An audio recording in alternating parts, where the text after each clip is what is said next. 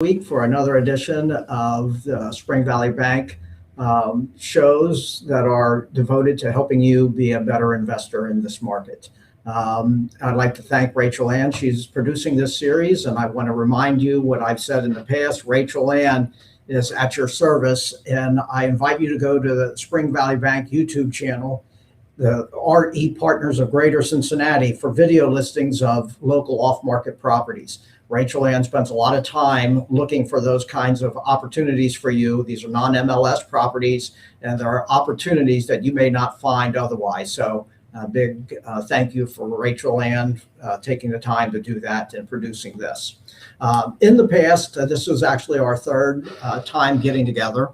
The first time we got together, we spoke about the history of the bank and talked a little bit about how this bank came to be and some of the things that the bank does. Last week, our second opportunity to spend time with you, we spoke a little bit about the flip loans. And today we thought we'd spend a little bit of time on the buy and hold portfolio loans.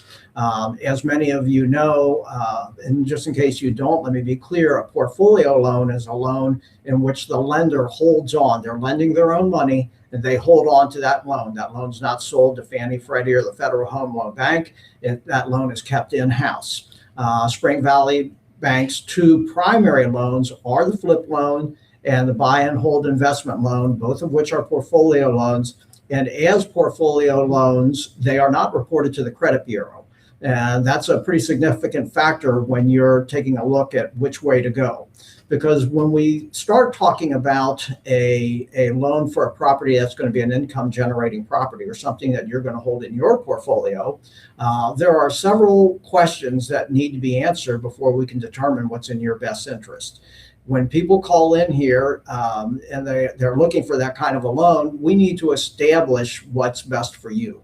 And the way that we do that is we'll ask the questions. Number one, right off the bat, how many mortgages do you have right now? If you have less than 4, you're a candidate for a Freddie Mac loan. If you have 4 and above, it doesn't necessarily mean that you can't get a Freddie Mac loan. But anything above 4, Freddie Mac, the underwriters will take a look at that loan, and it has to meet additional criteria to determine whether they will do another conventional loan for you. Another question that we'll ask as we try and determine what's in your best interest: do you have a rough idea of your credit score? Because obviously Freddie Mac has some credit score minimums. And if you've had some credit score challenges, that's fine, but it may preclude you from qualifying for Freddie Mac, in which case the portfolio loan would be in your best interest. Another question that we'll ask you is the condition of the property. Tell us a little bit about the property, because there are certain properties that Freddie Mac will not underwrite based on condition.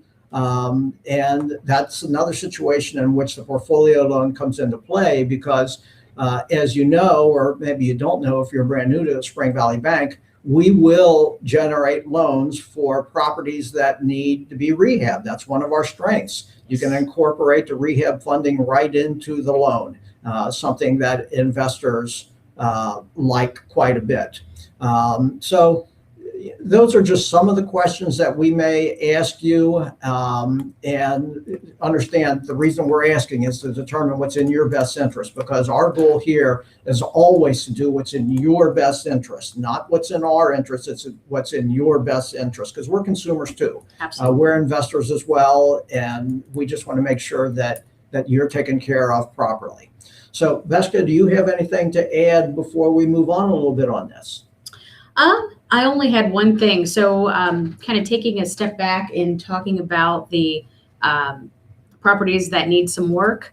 There's a couple of things that we do not cover that the bank does not cover.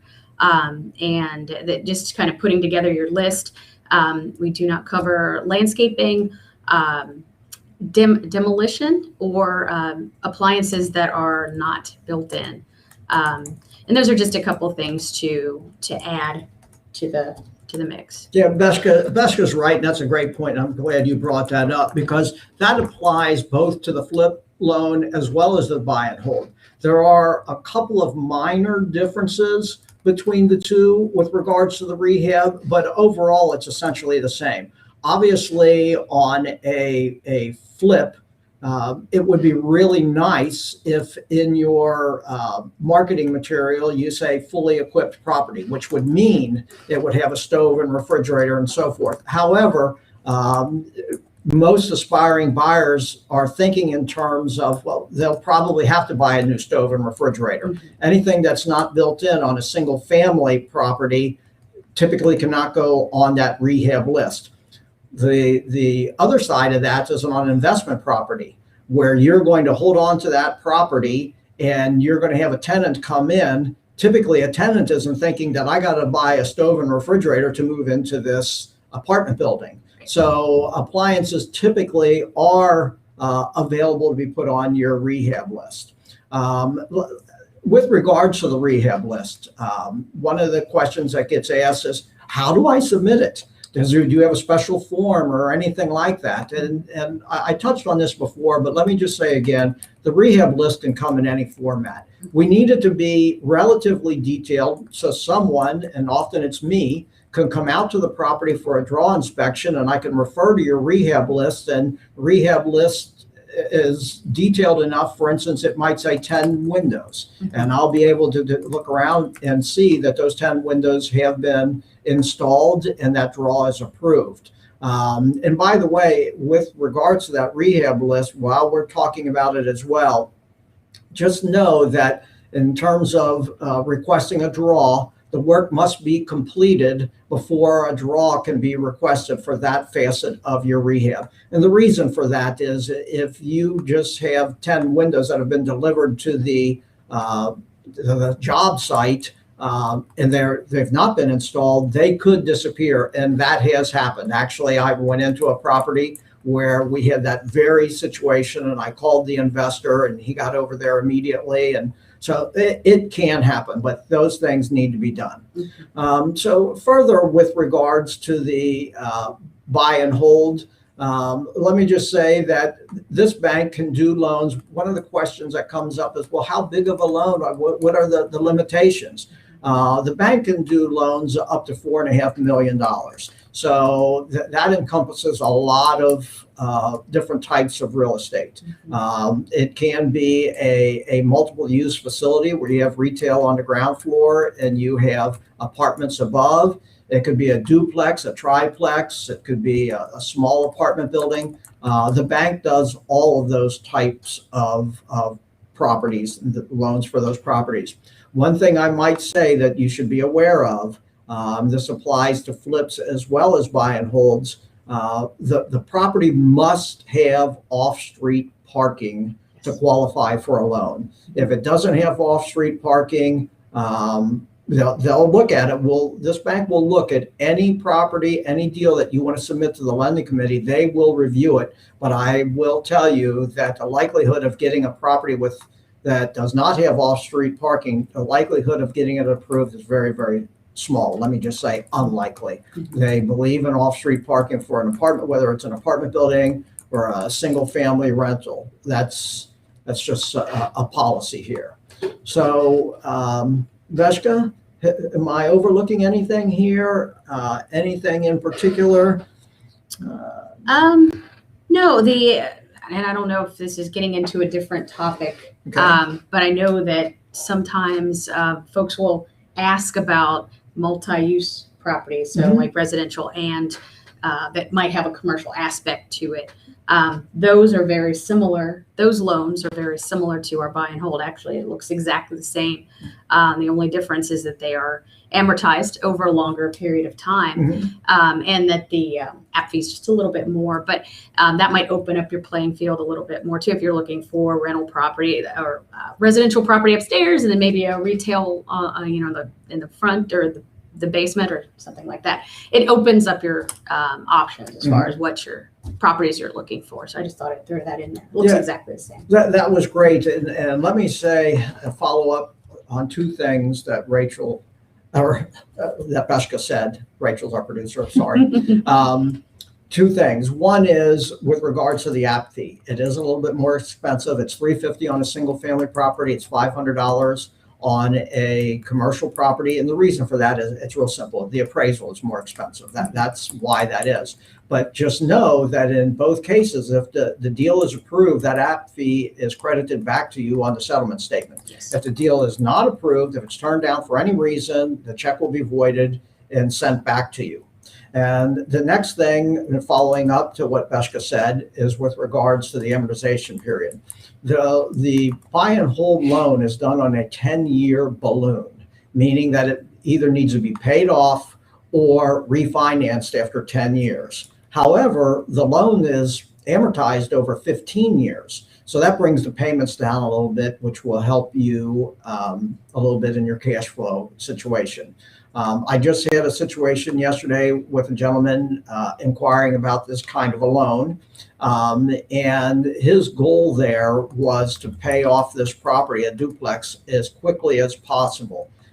Paying additional principal payments is certainly welcome and encouraged. Let me just say, on the buy and hold loan, it is written on a commercial loan, and as such, it does have a prepayment penalty, which is, and it works backwards. There's a three-point prepayment penalty if paid off in the first year, 2 point if paid off in the second year, 1 point if paid off in the third year, none thereafter. So the reason that is real important is because you'd have to take into consideration the cost of paying that off. Sometimes people will bring up, well, I'll just get, right now I can't qualify for Freddie Mac, so I'll just get a portfolio loan in a year when I'm in better situation, I'll refinance.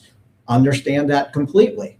However, it has to make financial sense because you're going to have another set of closing costs and you're going to have to pay off the prepayment penalty there. Just something to consider. And as Beshka and I were speaking beforehand here, it's not unusual for people to begin with a portfolio loan for one of the aforementioned reasons. And after the third year, go ahead and refinance. And we can refinance you into a Freddie Mac loan here. We can do that once you qualify. So I think we've covered a lot. I'm not sure. Have any questions come in, Rachel Ann? Yes, somebody wanted to know what would be the main difference from fix and flip to a buy and hold as far as rehab costs are concerned. And that's coming from George over in Norwood. Hi, George. Thanks for tuning in. The big difference in the rehab cost, it's really going to be up to you, but what it probably will come down to is the finish. As a buy and hold, something that you're going to hold on to, typically, and I'm not saying all the time, because I never advocate lipstick on a pig, but typically a buy and hold rental, you're not going to put in as nice of a finish as you are in something that you're going to flip. I can tell you that the flips that are most successful are the one right now in this market. Virtually all flips are successful. We know that, but the ones that do really well and are sought after, because we have investors here that do such high quality work. When someone hasn't been successful in getting one of their properties, they'll tell them, look, when you buy another property, I'm interested, would you follow up? Those kinds of investors are doing a fabulous, just putting in the real high quality touches and finishes. It's typically not the same on a buy and hold, especially if it's in an apartment building. And again, I'm not trying to say anything negative about apartment building owners or ownership, but the quality of the finish typically is not the same as something that you're going to flip and want to get maximum dollar for. I hope that answered it. Any other questions? Yes, we have a question from Jay, just Jay in Fairfield. He wants to know, as far as investing in a multifamily, is it smart to hire a property manager? Once again, Jay, and thanks for tuning in and thanks for the question. I really appreciate it. I love the interest. Once again, that's going to come down to you. And let me just use myself as an example. I'm done with all my properties. They're all sold now. I was a very bad property manager. And that was simply because I was just way too easy. If you want to get into real estate investing and you are like me, an easy, soft touch, it can still be done. But property management is probably going to give you peace of mind because they will be the ones interacting with your tenants. They will be the one collecting the rents. They will be the one taking care of things and fielding calls that you would normally get. Property management fees can go anywhere from a low of 6%, and that's pretty reasonable. And they can go up as high as 15%. It just depends on what all services you want them to do. If they do all services, including outdoor property maintenance and landscaping and all that, you're going to pay a little bit more. So it's strictly up to the investor. I can tell you my experience here has been most of the multiple family property owners are managing their properties themselves. I say most, not all, because there are plenty that are using management services. I hope that helps answer. Beshka, you have something to add on that? I'm just kind of thinking out loud. It's very situational. It depends on whether or not you're doing this full time and the number of properties you own. And I mean, it just depends on what your comfort level is, where some people love, doing the piece of dealing with tenants and doing the work, and others don't. So it really depends on you and your portfolio, your specific situation. So very different. That was a great answer. Great answer. And it reminds me of having met I've since met others, but the first time I met a gentleman, a property owner, and he owns quite a few properties. He told me, Remo, he said, everybody thinks I'm just the maintenance man, because I come and I take care of things and I do things, but I don't let any of them know that I'm actually the owner. I found that quite interesting. So he can diffuse any situation because it's not on me. I'm just here to take care of your problem. So just an interesting way to approach it. I like that. That's that was good. Rachel Ann, any others? Yes, we do have one more from an L in Cheviot. If once I've found a property, what is the next step in financing and getting to financing? Okay, I think I've done so much of the talking. Let Beshka answer that. Okay. So it depends on if it's, actually, regardless of whether it's a flip or a buy and hold, we're going to need to collect some financial paperwork from you. So we're going to need a loan application form, a credit authorization form, 2 years of income tax returns, 60 days of bank statements, and 30 days of pay stubs. That's going to kind of be the financial overview of yourself.